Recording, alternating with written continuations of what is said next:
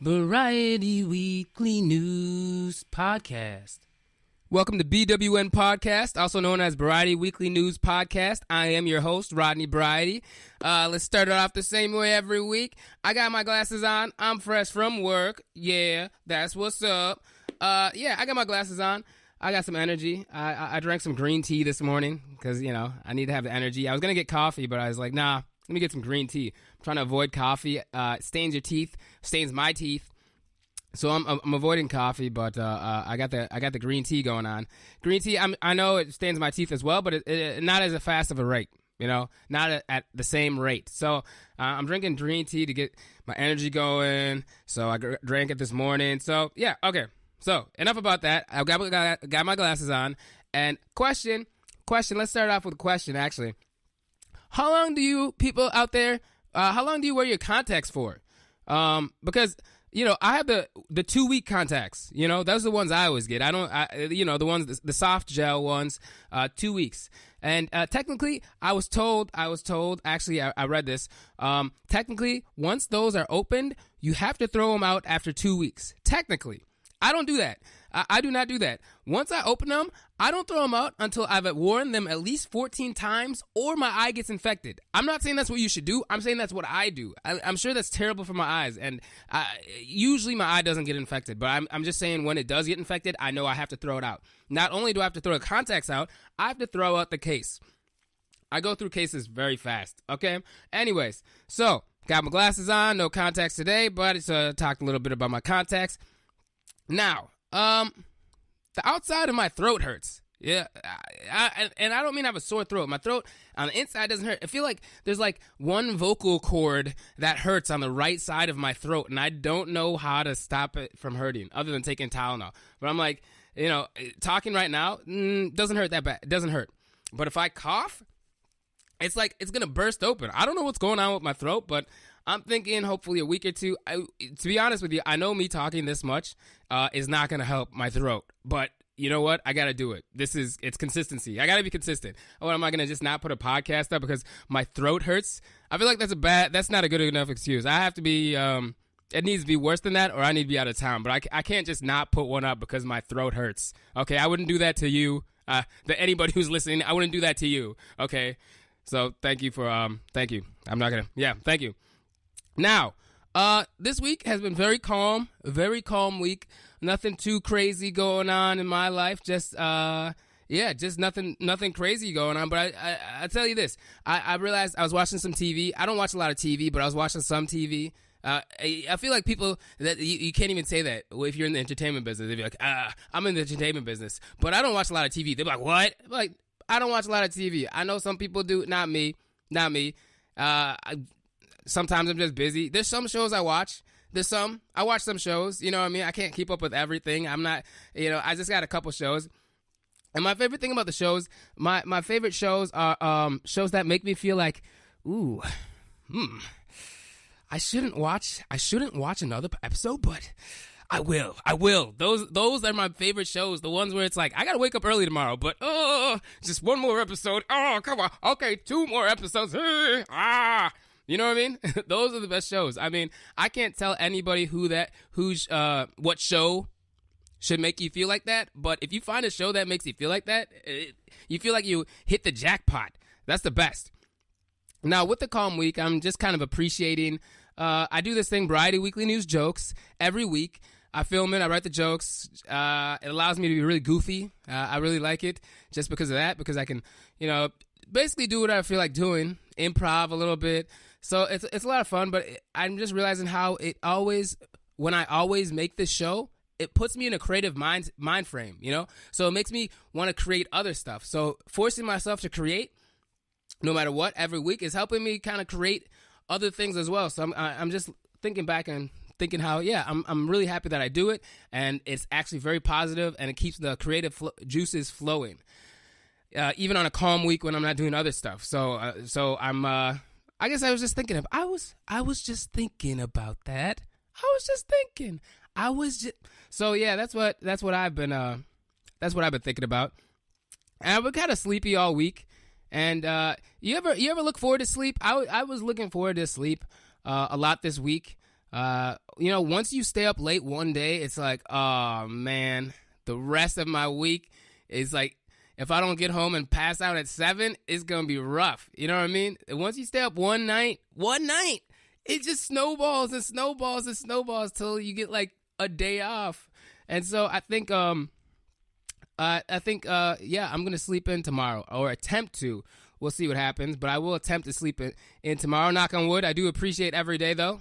Make every day count. Make every day count. I'm not saying I just don't look forward to every day, but I'm just saying sometimes you're just like, I want to sleep. Now, like I said, pretty calm week. But I do have announcements, and I made this announcement last week. I'll make it this week, and I'll definitely make it next week. So, stand-up comedy. I'm performing stand-up comedy November 9th in Negaunee, Michigan at Pascali's. That's in northern Upper Michigan. November 9th, Negaunee, Michigan, Pascali's. Look up Pascali's. You can buy tickets ahead of time. November 10th, in Sheboygan, Wisconsin, I'm at the Odyssey Fun Center performing stand-up comedy. November 10th, in Sheboygan, Wisconsin, at the Odyssey Fun Center. Yeah, that's my announcements. I hope to see you there. If you want a shirt, hit me up, and you get a shirt. I'll bring it. Tell me the size. You know what I mean? All right. So, on to the news. Starbucks has opened its first American Sign Language store in Washington, D.C., which is great news. It's actually located near Gallaudet University. I hope I'm pronouncing that right. Gallaudet University, the world's only liberal arts university for the deaf and hard of hearing. You know, I actually think it would be beneficial if a little bit of ASL, American Sign Language, was taught in elementary schools. I think it's taught in some, but I think it should be taught countrywide. That I think it would make people feel a little more empathetic towards people who cannot hear. Schools for the deaf do exist. There's all over the place, but I believe there's a high school in New York City, north of New York City, in Westchester County, and there's another one in Ewing, New Jersey. So they are around. People don't talk about them too much, but they are around. So if you want to volunteer or if you want to just learn more about how schooling goes there, check to see if there's a place for a school for deaf children or deaf teenagers in your area to find out more about it. I think it'd be great to learn sign language. It'd be a lot of fun. A study published in the Journal of the American Medical Association Network Open found that not exercising is worse for a person's health than smoking, diabetes, and heart disease. Yeah, wow. Isn't that's very interesting. A lot of exercise enthusiasts are annoying. I know, but it is interesting to see that if you exercise, it's better for your health. If you don't exercise, it's worse for your health than diseases. I mean, really, the human body is supposed to exert itself. The human body is supposed to exercise. We're really not supposed to be sitting around doing nothing at a desk all day. I mean, that's not how it's supposed to go. And based on how annoying all the exercise enthusiasts are, I'm one of them. Let me point that out there. I am an exercise enthusiast, so I understand I'm annoying when I say people should exercise. But based on how annoying we exercise enthusiasts are, you could tell exercise can change somebody's entire life. It can. People have success stories. People talk about how I used to be like this, and now I'm like this. I used to do this, now I do this. And then they want to go out and make speeches and this and that. So exercise can change your life. And here's the thing. You don't even have to start with drastic exercise. That's one of the things I think a lot of people don't even know. Because, there's gym class and things like that, but nobody really is taught the proper way to exercise or the way to start exercising, or they're not even taught how your body is going to feel once you exercise and how it feels as you continue to exercise and you work through the pain or the awkward soreness that you get when you initially start. So if people learned about that, I think more people would exercise. And also if people had time to exercise, that's the other thing. If people just had time to exercise, most people don't have a lot of time. Now, with that said, if you don't have time, guess what? Here's the thing. You don't have to start with drastic exercise. You don't. You can start low and slow. Start at your house and just start with, sit-ups and push-ups once a week. Then you slowly increase it to once a day. and you'll notice a difference. If you do sit-ups and push-ups at your house, right before you go to sleep or right when you wake up, you start to notice a difference and you start to feel stronger. I mean, you're not going to get jacked because you're not taking protein shakes, but you will feel stronger. And once you feel stronger, I feel like that builds confidence, makes you happier, and it builds confidence in other ways. You feel stronger, you feel like you can achieve other things. Did I mention I was an exercise enthusiast? Don't I sound annoying right now? I know I sound annoying right now. I used to try to get jacked, and I was drinking this protein shake, but then I tried to lift way too much weight, and I tried to get really ripped and jacked, and I hurt my leg. And the thing is this: if you aren't learning how to be a bodybuilder because it is an art form, if you're not studying the real art form of heavy lifting, don't lift extremely heavy weights, right? I had to learn that the hard way. It is a science. Also, the study that found that not exercising is worse for you than diabetes, smoking, and heart disease also found that over-exercisers, like ultra-exercisers, people who exercise a lot, are not at risk for early death. So as long as you're exercising constantly and in a healthy way, you're not increasing your risk for death at all. So go ahead and exercise till your heart's content. Exercise. Yo, this green tea, I don't know. I drank the green tea at I definitely drank the green tea at like 8:35, but I don't know. It's like it kicked in now. Isn't that strange? It's like it's like 8. It doesn't matter what time it is, but it's way later than when I actually drank it. So I don't know what's going on, but this green tea kicked in right now. In Florida, a substitute elementary school teacher was removed from school grounds after he brought a gun to school. First and foremost, Florida is wild. They have alligators, guns, and hurricanes. That's a crazy combination. School, okay, so the school was on a brief lockdown. Very brief. You know what? Somebody brings a gun to school, you need to be done for the day. That's not one of those things where you're like, okay, everybody, I know we had a brief lockdown because somebody had a gun, but we will be continuing study hall. And yes, we expect you to go to your 6th period class. No. Somebody brings a gun, the day is over. Is it that normalized? Or if somebody, a substitute teacher brings a gun to school, you just go on with the rest of the day? We don't send kids home? This is an elementary school. It's normalized. I don't know. It's normalized. Okay. So now it's just whatever. Well, it's a gun, Skip one period of class, because we're on lockdown, another day with a gun. Now, I would understand I want to know the substitute teacher's reason for bringing the gun. Did he forget that he had it on him? Is he also a security guard somewhere? Sometimes? My honest opinion, I would not feel safe if my child went to a school where teachers had guns. Not only could a teacher go rogue and shoot people, but someone can steal the gun from the teacher and then start attacking people. And, the concepts that I'm bringing up, they're not new concepts. I'm just telling you what I would be afraid of. Those are the two things I would be afraid of, okay? So, I'm okay with trained armed security at entrances. I'm okay with that because I'm okay with that at other places. I'm definitely okay with that at a school. If there's a risk, have trained security at the entrances of the school. At this point, that may be the only way because, people with guns don't seem like they will be willing to give up their guns. So I don't think anybody's giving up their guns. I don't. In New York, a postal carrier is being charged after allegedly tossing mail into the woods. I hope the postal carrier is charged to the fullest. My mailman consistently puts... Wait. Let me try this again. My mailman consistently switches my neighbor's mail with mine. I have sat in my car and watched him put the mail in the mailbox, then gone to the mailbox to see it in the wrong place. I'm looking at him. I'm like, what is he doing? I mean, okay, I have never done the job.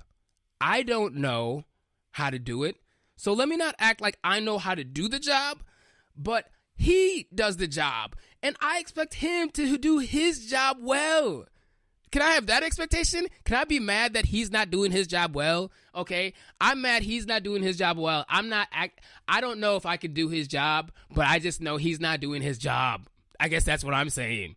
And is there any accuracy check ever done by USPS? I don't know how difficult it is. I don't. Someone, please email me or comment and let me know because I don't know. but I do know I'm getting somebody else's mail. I don't want their mail, and I know they're getting my mail, and I hope they don't want mine. Are you the type of person who puts the mail in the right mailbox, or do you just throw it out? Or do you go to the post office and give it to them? Which type of person are you? Because there's different people. Some people, hey, they just say, all right, forget it. I don't care. It's in the wrong mailbox. It's not my problem. I try to put it where it's supposed to go. That's what I do. Yes. A Las Vegas restaurant is using Facebook to find the thief. To be honest with you, I've noticed some things. I've noticed this. Social media users are bad investigators and jump to conclusions all the time. I take everything they say with a grain of salt. People do say negative things about police, but they are legitimate detectives and investigators when they're not corrupted. It is amazing. Police actually do know how to investigate and find things that they're looking for. I mean, I guess nobody's ever said that they don't. Nobody's ever said that they don't. But I feel like I need to put it out there that, like, it's not like police don't know how to do their job. They definitely know how to do the things they're supposed to know how to do. It's just when they get corrupted, that's the issue. But anyways, my whole point is social media people who are doing investigating and researching, they're never good. They never know. Like, they're the least educated on investigating. And just because you saw a picture on somebody's Instagram, and it does not indict anybody for anything.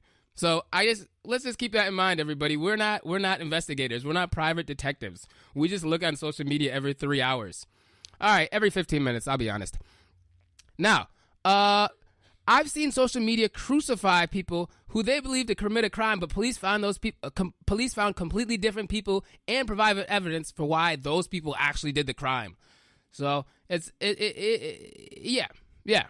Social media, I feel like it's kind of helpful, but for the most part, the techniques to being a detective actually are the most effective things to catch somebody who is a criminal.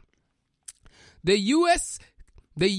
Customs and Border Protection officers intercepted a shipment containing 6 pounds of liquid heroin packaged in shampoo bottles earlier this month.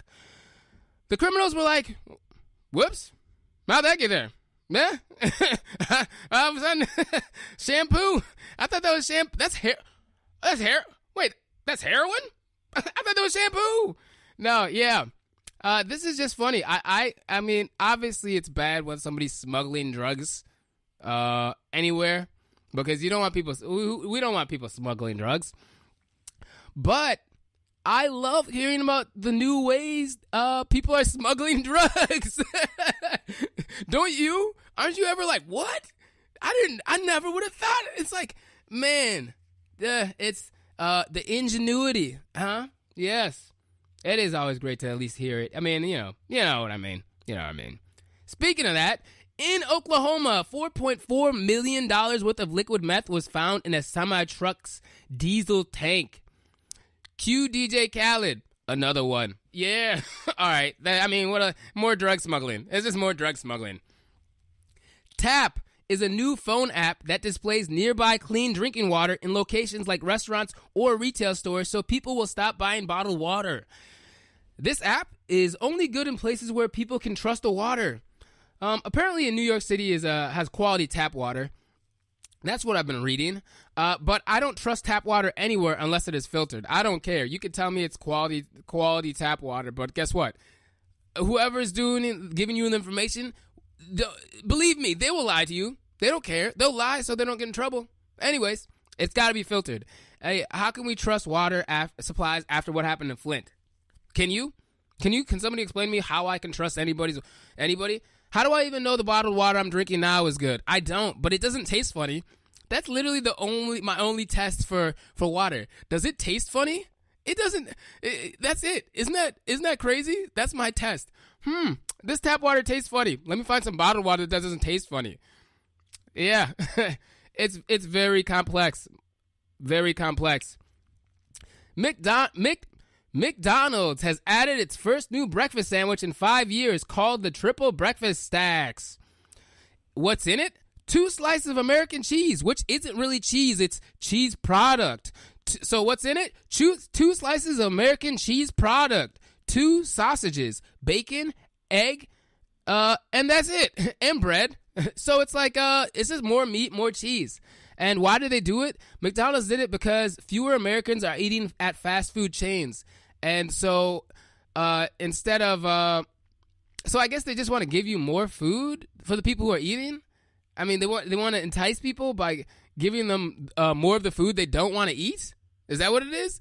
Less people are eating there, so they're like, let's give them more food because they don't want our food. Anyways, these sandwiches just have extra meat and cheese. And I wonder if the executives take time to decide, for the new sandwiches. Because this is just like their old sandwiches, but just extra meat and cheese. I mean, is this marketing? Is this like basic marketing? Just put more in it, no matter what, and you'll get more people to buy your stuff? Maybe I need to study. Yeah. Anyways, #poison. Dunkin, also known as Dunkin' Donuts. Dunkin has announced it has installed better. Whoa, let me say this right.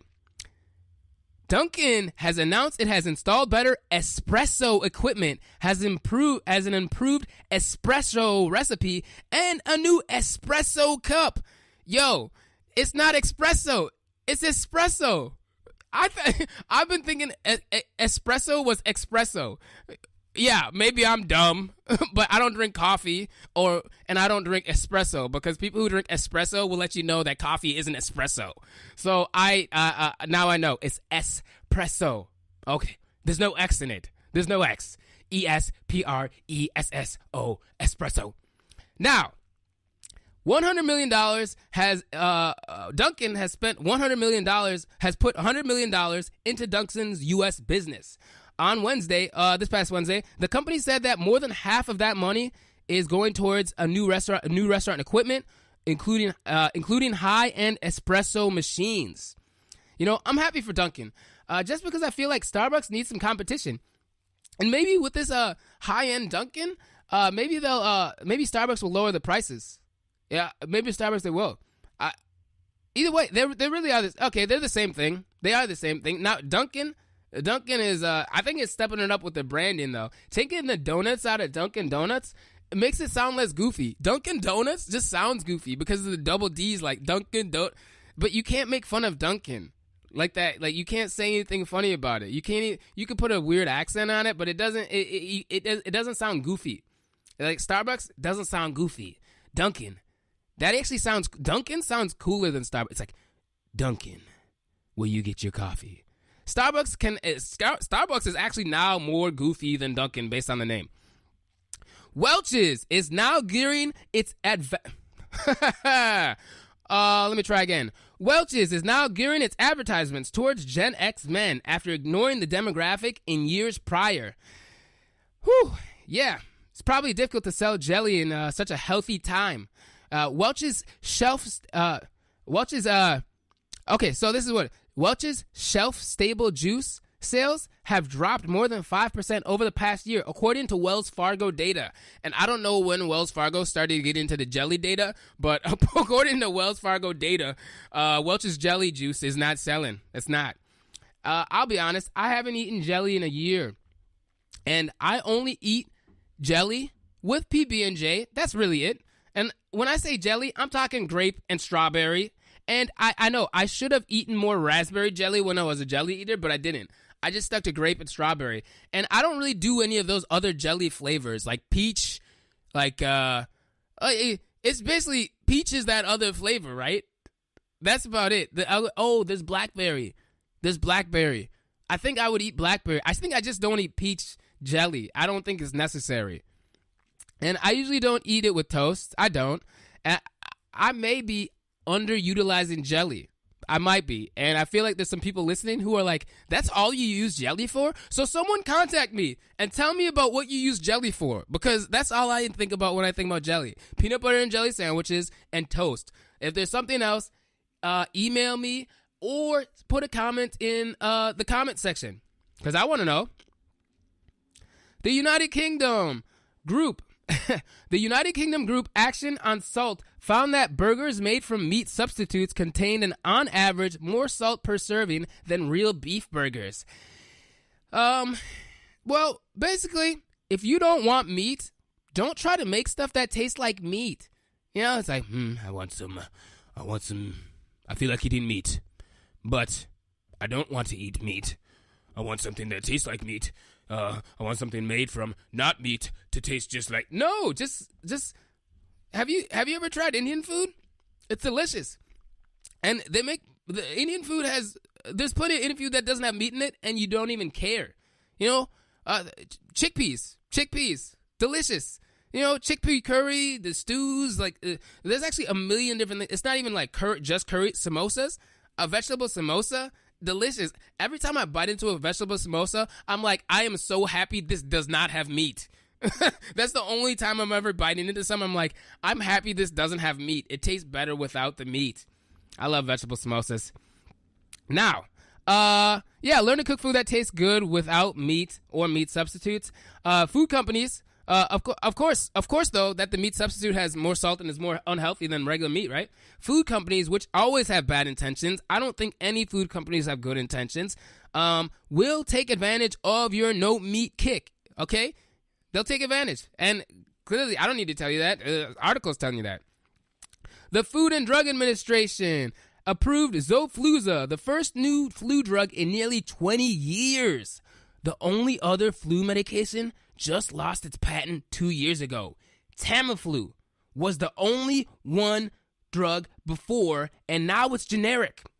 Okay, so how does Xofluza work, right? How does it work? Xofluza blocks part of the influenza virus that's instrumental in making proteins that are required to produce extra copies of the virus within a host cell. So it blocks the protein. It's instrumental in making proteins that require. Okay, so it blocks the proteins from being made that are required to make copies of the virus within the host cell. If the virus cannot make copies, it cannot take over the host cell, and it cannot spread. It cannot get bigger. The viral count will not get to the point where it needs to go to take over the host body. So that's how Xofluza works. Now, how does Tamiflu, the old drug, which is now generic, work? In contrast, Tamiflu prevents the virus from releasing whole virus particles from an infected cell. Okay? So once the virus is whole in the cell, Tamiflu stops it from breaking out of the cell and infecting other cells. So the virus becomes whole in the cell. So Tamiflu stops that whole cell from this whole virus from leaving or setting particles out of the cell.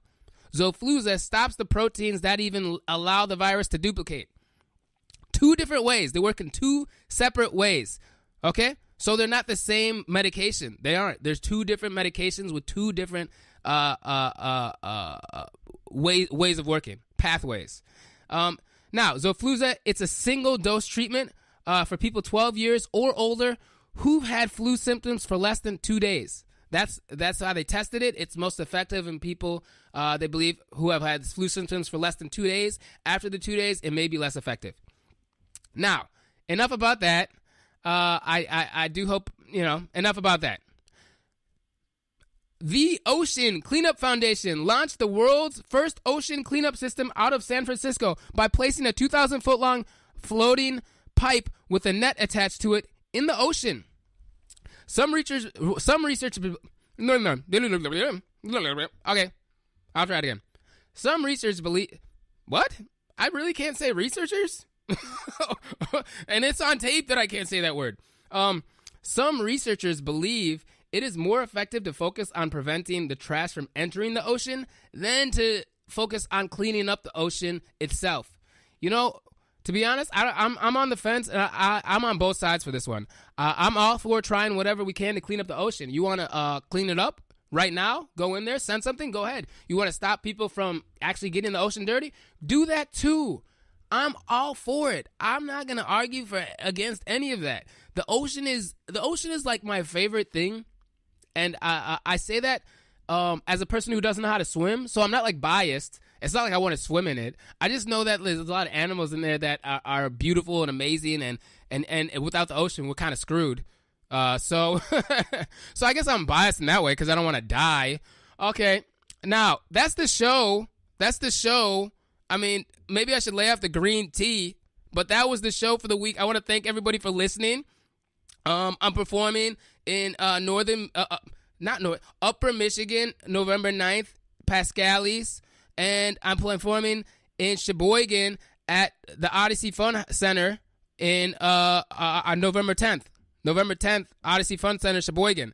And, RodneyBrighty.com if you want some merchandise, my shirts, whatever. You want to check out some of my videos, sketches, short film, things I've been in, RodneyBrighty.com. And yeah, that's it. Everybody have a good week. I'll see you next week. Peace out. Variety Weekly News Podcast.